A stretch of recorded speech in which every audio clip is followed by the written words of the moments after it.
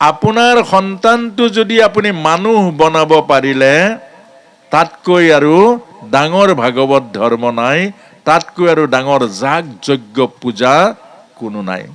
সেইটো ডাঙৰ কথা। আপোনাৰ সন্তানটো যদি নষ্ট কৰিলে, তেতিয়া দুৰ্যোধনৰ নিচিনা পুত্ৰ জন্ম দিলে আপুনি হাজাৰ নামঘৰলৈ যাওক, হাজাৰ মন্দিৰলৈ যাওক, কামত আপোনাৰ ল'ৰাটোৰ বেয়া বীজটো আপুনি সোমাই দিলেন নাই? প্ৰতিহিংসাৰ বীজ সোমাই দিলেন নাই? ভাগৱতৰ প্ৰথম স্কন্ধ হ'ল অধিকাৰ বিচাৰ। অধিকাৰ। ভাগৱত আৰম্ভ হৈছে তৃতীয় স্কন্ধৰ পৰা। তৃতীয় স্কন্ধৰ পৰা ভাগৱত আৰম্ভ হৈছে, অৰ্থাৎ ভাগৱতৰ 10 লক্ষণ আছে। এই 10 লক্ষণ হ'ল সৰ্গ, বিসৰ্গ, স্থান, পোষণ, উত্তি, মন্মান্তৰ, ঈশানুকথা, নিৰোধ, মুকুতি, আশ্ৰয়। এই 10 লক্ষণ আৰম্ভ হৈছে তৃতীয় স্কন্ধৰ পৰা। তৃতীয় স্কন্ধৰ পৰা। এতিয়া প্ৰথম স্কন্ধ হ'ল অধিকাৰ বিচাৰ, দ্বিতীয় স্কন্ধ হ'ল সাধন ক্ৰম। অৰ্থাৎ ভাগৱত অনধিকাৰীজনে নাপায়, কেতিয়াও নাপায়। আপুনি ভাগৱত মুখস্থ কৰক, ভাগৱতৰ ভক্তি নাপায়, ভাগৱতৰ ঈশ্বৰীয় সুখ নাপায়। এইকাৰণে আমাক বুজাইছে অধিকাৰী কোন? কুন্তি মাতা আমাক উদাহৰণ দিছে। Bhagavat practical, Gita theory. ভাগৱত বিজ্ঞান, গীতা হ'ল জ্ঞান। গীতা হ'ল জ্ঞান আৰু ভাগৱত হ'ল আচৰণ। আপোনাক মোক আচৰণো শিকাইছে, প্ৰেক্টিকেল।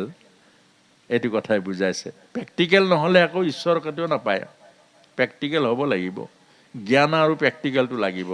আপোনালোকে চাবচোন যে আমাৰ মনবোৰ যদি ডলাৰ বগৰী হয়, তেতিয়াহ'লে কামত নাই, ঈশ্বৰক নাপায়গৈ।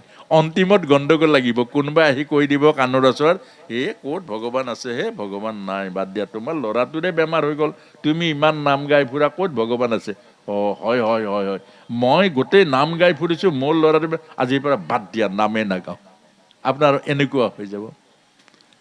এখন পাহাৰৰ টিলা এটাত 3জন ভকত লগ লাগিলে। এজন ইছলামৰ, এজন হ'ল খ্ৰীষ্টান, এজন হিন্দু। হিন্দু মানে আমাৰ অসমীয়া আৰু ভকত।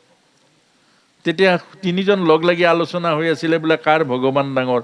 ঘপককে টেপাককে মাত দিছে ইছলামৰ জনে, আল্লাহু আকবৰ।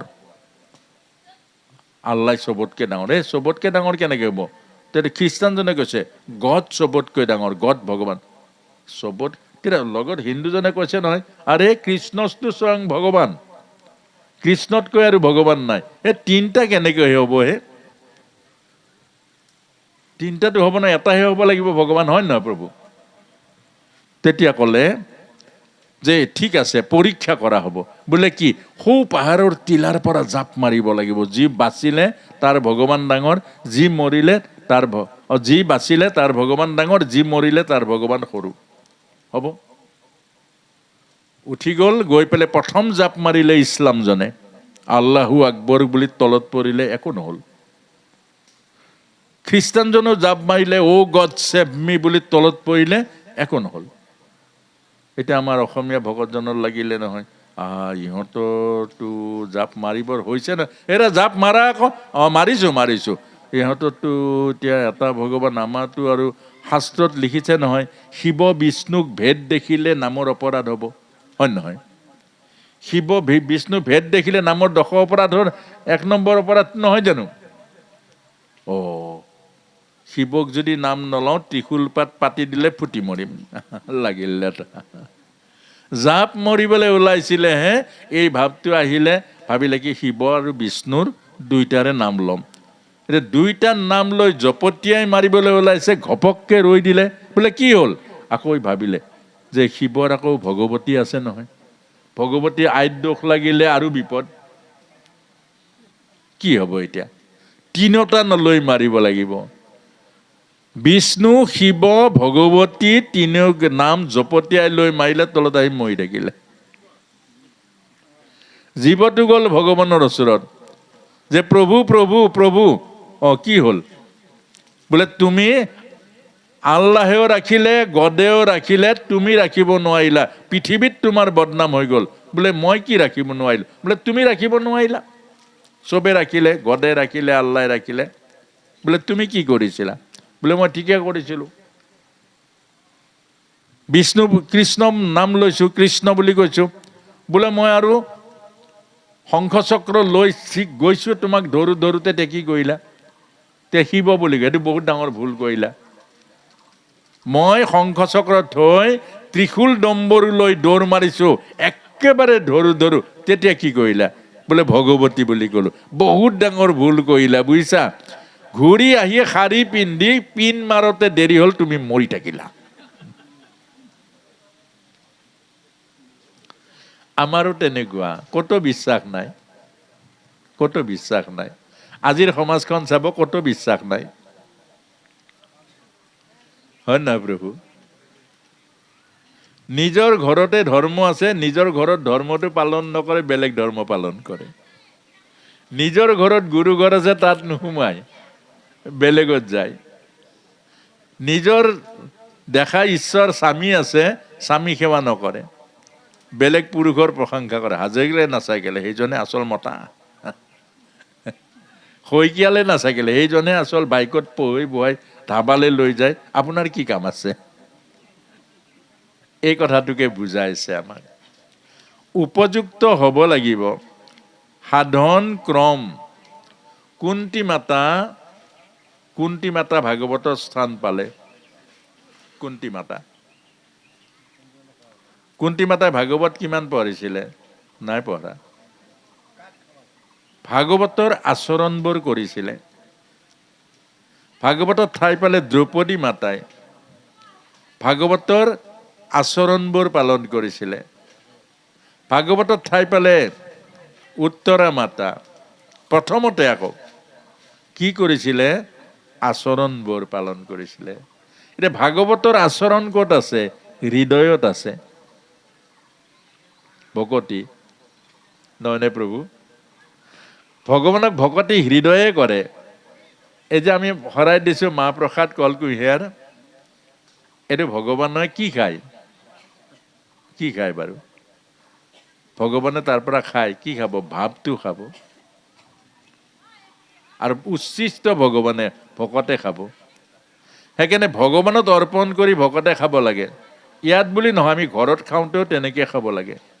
আইগৰাকীয়ে যেতিয়া বৈষ্ণৱ এজনক সাজ মানে কি? সাজি দিয়া, অন্নমুঠি সাজি দিয়ে। সাজি দিয়াটোৱে সাজ, এয়াও অন্নমুঠি সাজি দিছে। ইয়াকে আহোমসকলে সাজ বুলি কয়, আমাৰ শৰাই বুলি কয়, একেটাই বস্তু। এয়াও ভগৱানত অৰ্পণ কৰে, ভগৱানৰ উচ্ছিষ্ট হয়। আপোনাৰ ঘৰত দিয়াও সেয়াই, আইগৰাকী দিয়াও সেয়া সাজ। আপোনাক সেয়াও মহাপ্ৰসাদ বুলি বা ব্ৰহ্মপ্ৰসাদ বুলি সেয়া খাব লাগে। ব্ৰহ্মাৰ পৰং ব্ৰহ্ম হবি ব্ৰহ্মাগ্ন ব্ৰহ্মাণহুতম ব্ৰহ্মেই বগেতেনে গন্তব্যম ব্ৰহ্ম কৰ্ম সমাধিনা। এইটো সংস্কৃতৰ গীতাৰ শ্লোক। অসমীয়াত কওক, হে পূৰ্ণ ব্ৰহ্ম অন্ন ব্ৰহ্ম, তুমি অন্নই প্ৰাণ, অন্নই জীৱন। তুমি মোৰ জীৱন সুন্দৰ কৰিবা, জীৱন পৰিপূৰ্ণ কৰিবা, জীৱন আধ্যাত্মিক ৰসেৰে পূৰ্ণ কৰিবা। ভগৱানত অৰ্পণ কৰি আপুনি গ্ৰহণ কৰক। কিমান তৃপ্তি লাগিব, নহয়নে প্ৰভু? লাগিবনে? পালে আৰু ঘপ খাই দিলে সেইবোৰ ভাবে নাহিব যে, এই কথাটো আমাক বুজাইছে। এতিয়া কুন্তি মাতা ভাগৱত ধৰ্ম কি পালন কৰিলে? আই মাতৃসকলে শুনিব। কুন্তি মাতা প্ৰথম কাম কি কৰিলে? নিজৰ পঞ্চপুত্ৰ পঞ্চপাণ্ডৱ বুলি যে কয়, পঞ্চপুত্ৰ পাণ্ডৱ মানুহ বনালে। অৰ্জুন পূৰ্ণ মানুহ, যুধিষ্ঠিৰ পূৰ্ণ মানুহ, চব মানৱীয় গুণেৰে ভৰাই তুলিলে। এজনী মাকৰ তাতকৈ ডাঙৰ ভাগৱত সেৱা আৰু একো নাই। আপোনাৰ সন্তানটো যদি আপুনি মানুহ বনাব পাৰিলে, তাতকৈ আৰু ডাঙৰ ভাগৱত ধৰ্ম নাই, তাতকৈ আৰু ডাঙৰ যাগ যজ্ঞ পূজা কোনো নাই। সেইটো ডাঙৰ কথা। আপোনাৰ সন্তানটো যদি নষ্ট কৰিলে, তেতিয়া দুৰ্যোধনৰ নিচিনা পুত্ৰ জন্ম দিলে, আপুনি হাজাৰ নামঘৰলৈ যাওক, হাজাৰ মন্দিৰলৈ যাওক, কামত বৰ ডাঙৰ কথা আহিব আকৌ। সেইকাৰণে এই যে কুন্তি মায়ে ভাগৱতত স্থান পালে কেলে? মানুহ বনালে। আৰু গান্ধাৰী মাৰ পঞ্চপুত্ৰ 100 পুত্ৰ কি হ'ল অমানুষ হৈ গ'ল অমানুষ বৰ ডাঙৰ কথা সেইকাৰণে আমাক এই শিক্ষাটো দিছে যে কুন্তি মায়ে কি শিকালে সৰুৰ পৰা কিমান অত্যাচাৰ কৰিলে ভীমক বিশল আৰু দিয়াৰ পৰা যতুগৃহৰ পৰা কিন্তু কুন্তি মায়ে কি শিকালে খুব ধ্যান দি শুনিব এইটো ডায়েৰীত পাৰিলে লিখি থ'ব মই কেতিয়াবা কয় মোবাইলবোৰ আনিছে এইবোৰ ৰেকৰ্ড কৰক এইবোৰ পাছত গৈ শুনি গ'লে পাহৰি যাব কামত একো নাহে এতিয়া কুন্তি মাতাই শিকালে বোপাইহঁত তহঁতে কেতিয়াও কৌৰৱক দোষী সাব্যস্ত নকৰিবি বৰ ডাঙৰ কথা আকৌ কৌৰৱে ইমান দুখ দিছে ইমান কষ্ট দিছে চকুৰ আগত দিছে তাৰ পাছত মাকে বুজাইছে যে কৌৰৱক কেতিয়াও দোষী সাব্যস্ত নকৰিবি এইবোৰ কৌৰৱে কৰা নাই এইবোৰ তহঁতৰ পূৰ্বজন্মৰ সংস্কাৰ আৰু কৰ্মৰ পৰাহে পাইছ মানুহে সুখ আৰু দুখ পায় কৰ্মৰ সংস্কাৰ আৰু পূৰ্বজন্মৰ ভাগ্যৰ ফলত আচ্ছা এইটো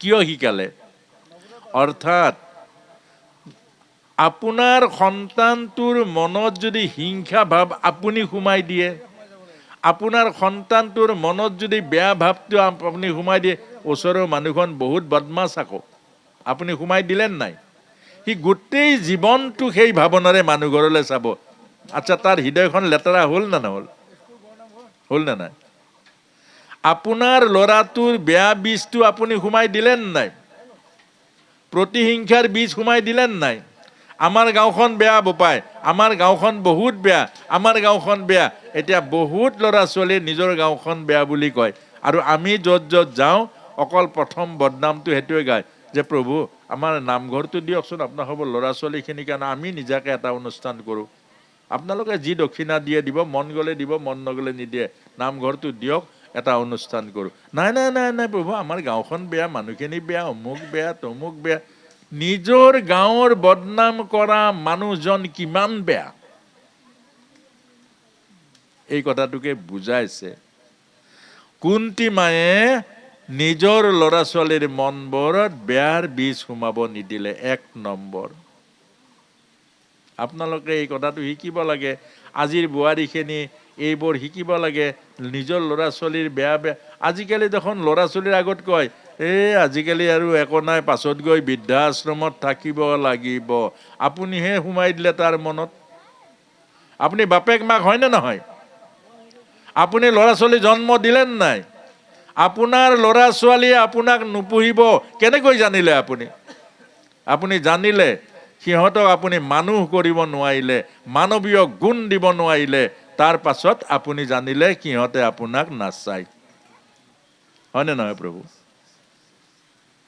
এই কথাটোকে বুজাইছে আকৌ কৈছে বোপাইহঁত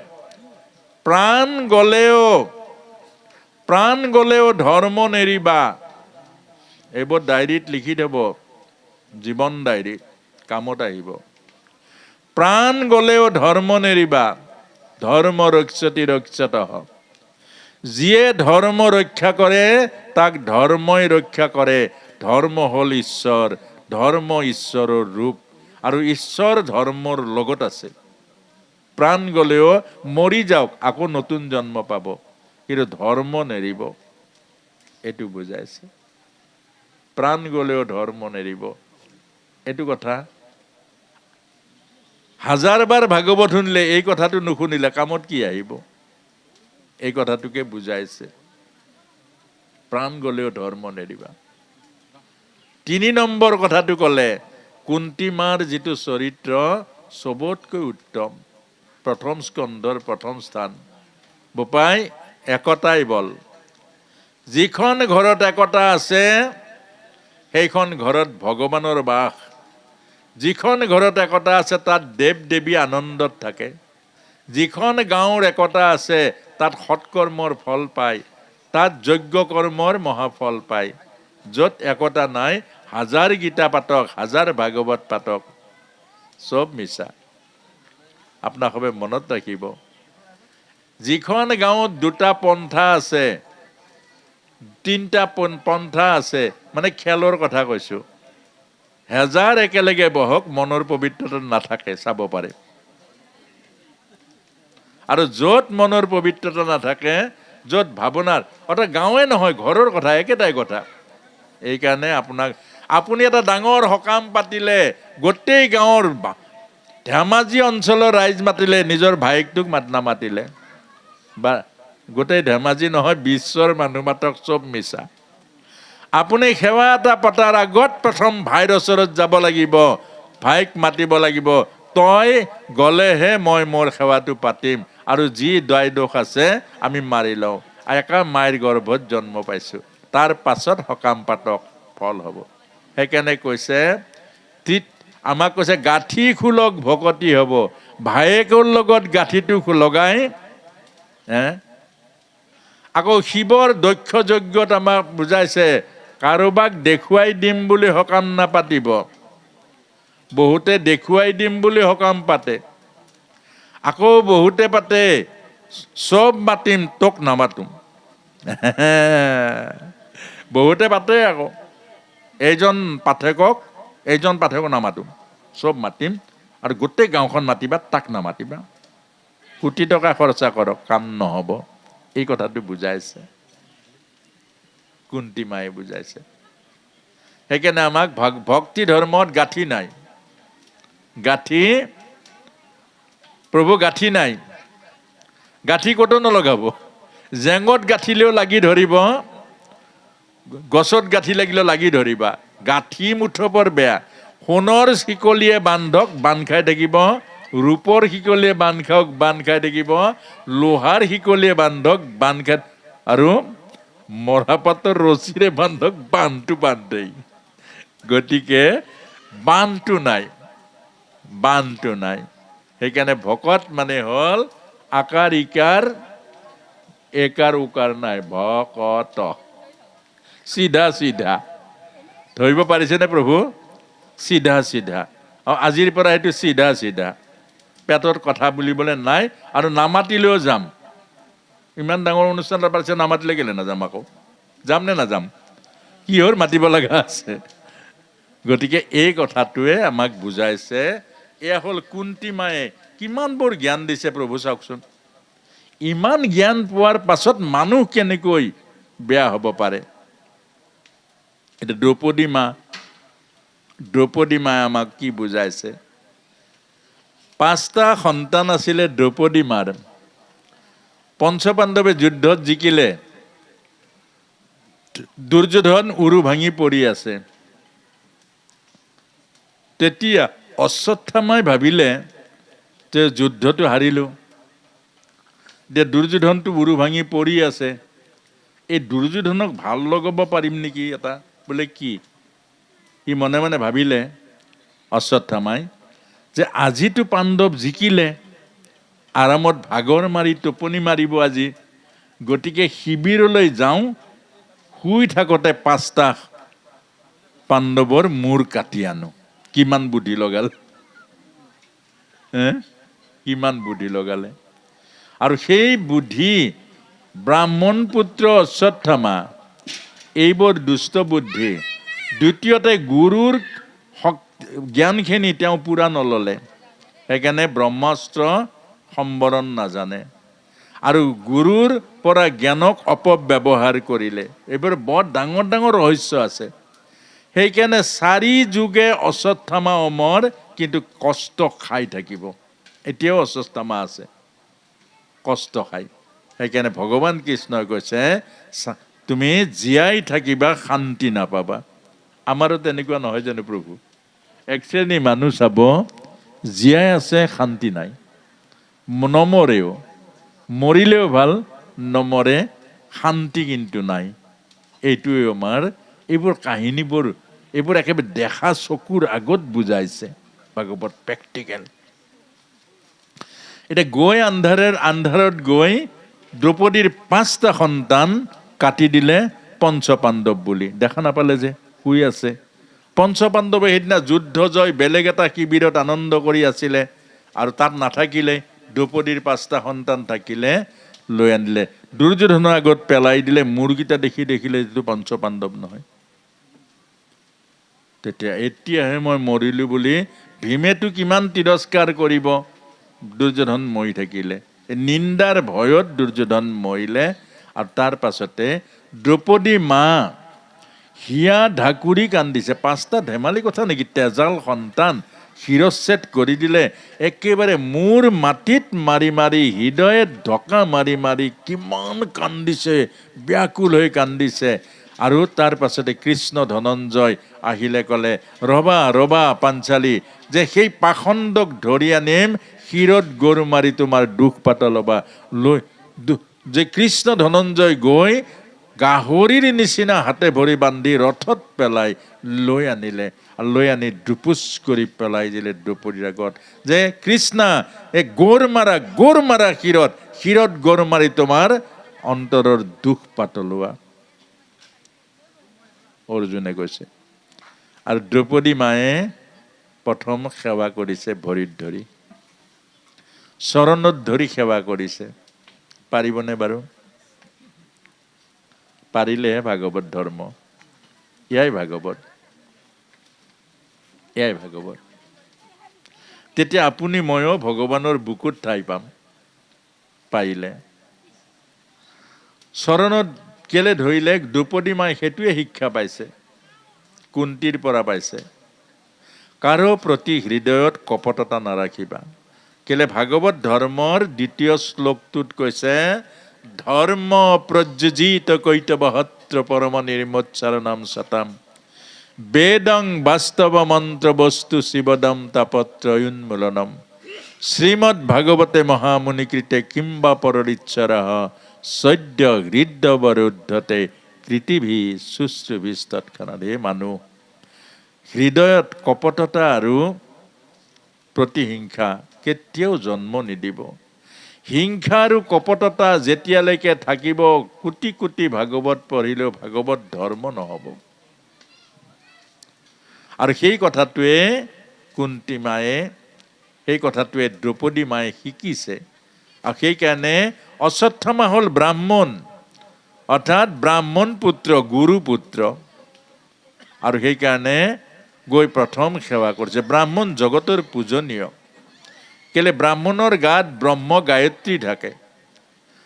আৰু সেই ব্ৰহ্ম গায়ত্ৰীৰ পৰাই, অৰ্থাৎ বেদ, বেদান্ত, উপনিষদ, ব্ৰহ্মসূত্ৰ, ভাগৱত গীতা যিমান আছে চব গায়ত্ৰীৰ মূল হ'ল মা, ব্ৰহ্ম গায়ত্ৰী বুলি কয়। এজন ভকত কিয় শিৰৰ মুকুট? যে জ্ঞান বিজ্ঞান তদং ৰহস্য 4 তত্ত্ব পুৰুষাৰ্থ জানে, সেইকাৰণে ভকতজন। অৰ্থাৎ অশ্বত্থামা গুৰুৰ পুত্ৰ, সেৱা কৰিছে। তাৰ পাছত অৰ্জুনক কৈছে, তুমি কেলে এইটো কাম কৰিলা? মানুহক এনেকুৱা পশুৰ নিচিনা জানো ব্যৱহাৰ কৰে? অশ্বত্থামাই ভুল কৰিছে নাই? তুমি কেলে ভুল কৰিবা? কওক প্ৰভু। সৰ্বসাধাৰণ মানুহে ভুল কৰে, ভকতে কেলে ভুল কৰিব? কওক। গাঁৱৰ ল'ৰা ছোৱালী, গাঁৱৰ মানুহে ভুল কৰিব, নামঘৰীয়াজনে কেলে ভুল কৰিব? নামঘৰীয়াজন ডাঙৰীয়াৰ সখী নহয় জানো? আপুনি ভুল কৰিলে বাকী আৰু কালে থাকিলে? সকলো দেখোন শেষেই হৈ গ'ল, হয় নহয় প্ৰভু? চবে ভুল কৰিলে ভগৱানে ভুল কৰিব নেকি? শিশুপালে কিমান ভুল কৰিলে, 100 তিৰস্কাৰ নিন্দা কৰিলে, শিশুপালে ভগৱান কৃষ্ণ কেলে মুক্তি দিলে নাই? পুতনাই বিষ লৈ গ'ল, পুতনাক কি কৰিলে? মুক্তি দিলে, মাতৃত্বৰ মুক্তি দিলে নাই? আপোনাক মোক বুজাইছে। তাৰমানে অভকতে যিটো কৰিব, ভকতিও সিটো কৰিব। ভকত অভকত মাজত বিচাৰি কেনেকে উলিয়াব? প্ৰভু কওক। বিষয়ী লোকজনে জীৱৰ খাই ভকতেওহে একে খাব, তেতিয়া ভকত আৰু বিষয়ীৰ মাজত পাৰ্থক্য কি থাকিব? পাৰ্থক্য লাগিব নালাগিব? আধ্যাত্মিক ৰাস্তা আৰু সংসাৰী ৰাস্তা, এটা হ'ল ভোগৰ ৰাস্তা, এটা হ'ল যোগৰ ৰাস্তা। ভোগীয়েও যদি যোগত চলে, যোগেও যদি ভোগত চলে, তেতিয়াহ'লে ৰাস্তাটো কেনেকৈ উলিয়াব? এইটো বুজাইছে আপোনাক। অৰ্থাৎ যে অশ্বত্থামাই ভুল কৰিছে, অশ্বত্থামাই ভুল কৰিছে, তুমি ভুল কৰিলা। আপোনাক শিলগুটি এটা মাৰিলে, আপুনিও শিলগুটি মাৰিলে, এতিয়া দোষী কোনজন? প্ৰভু বিচাৰটো কেনেকৈ কৰিব কওক?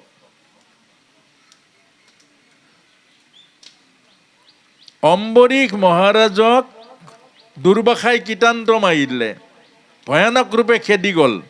অম্বৰীশ মহাৰাজে একো নকৰিলে। ভগৱানৰ সুদৰ্শন চক্ৰ আহিলে, 1 বছৰ খেদা নাই জানো দুৰ্বাসাক? ভাগৱতত খেদিছে নে প্ৰভু কওক? নৱম স্কন্ধত অম্বৰীশ মহাৰাজে মাৰিলে জানো উল্টাই? ভকতে কিয় আকৌ উল্টাই ধৰে? যদি ভাগৱত পঢ়াজনেও 1 থাপৰ মাৰে, ভাগৱত নপঢ়াজনৰ উত্তৰ দিয়ে, সি 1 থাপৰ মাৰিলে, আপুনি মাৰিলে, সি শিলগুটি মাৰিলে, আপুনি মাৰিলে, ভাগৱত পঢ়া আৰু নপঢ়াৰ মাজত পাৰ্থক্য কি থাকিলে?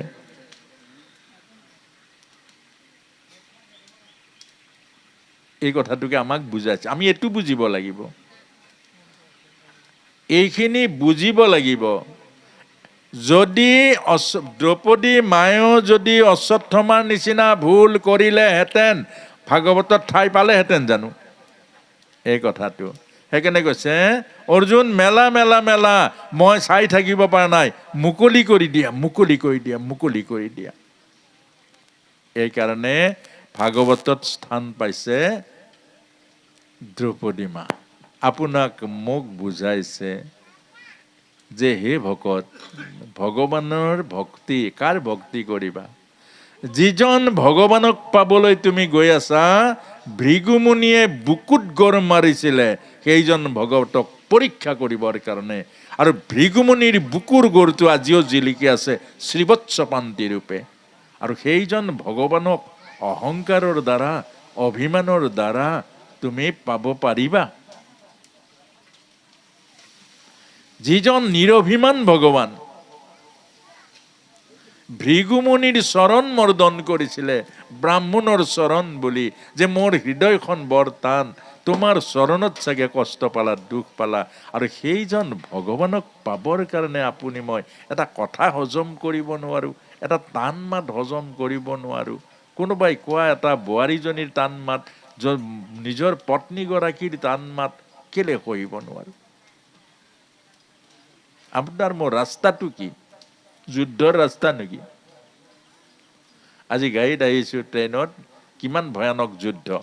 এজনী আই আৰু এজন বাপেক পুতেক, দুইটা, কিমান কিমান ভয়ানক যুদ্ধ, তমময় যুদ্ধ। মাৰপিটটো খালি নহ'লগে, ঘোচা মাৰি দাঁত ভাঙি দিয়ালৈকে গ'ল। তাৰমানে কেলে? কথাটো একো নাই, গোটেইখন টেনচন হৈ গ'ল, সমস্যা হৈ গ'ল। সেইকাৰণে আৰু কাৰ মুখেৰে কি ওলাইছে কোনেও পাত্তা পোৱা নাই। সেইকাৰণে সন্তসকলে কৈছে যে আগে घर में अगर झगड़ा हो तो कैसेट बना के रख देना, जब झगड़ा खत्म हो जाएगा तब सुनाना। আৰু সেইজনে যেতিয়া শুনাব দিছে, যেতিয়া কাজিয়া লাগিব কি কি মাত ওলাই পাত্তা নাইতো, সেইবিলাক ৰেকৰ্ড কৰি থব দিছে পুতেকক, যে तुम पिताजी का जो झगड़ा है ना, माँ जी का, बाप पिताजी का, पूरा रेकॉर्ड करके रखो, और जब ठंडा हो जाएगा सुनाओ। কি কি ওলাইছে এই কথাটো বুজাইছে। আৰু